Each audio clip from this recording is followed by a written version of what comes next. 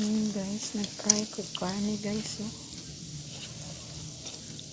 Kuning gi-fry ganina guys, pero baga man dagko, di day mayog dagko. Akong gipikas-pikas. Karon crispy. Ang giusab og fry.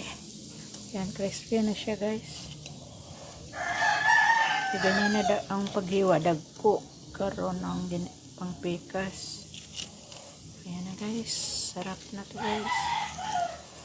Siya crispy kanina kay dagko man ang paghiwa.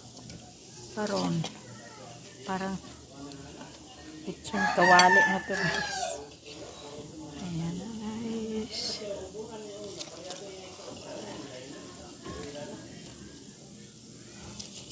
Crispy na to guys. Thank you for watching.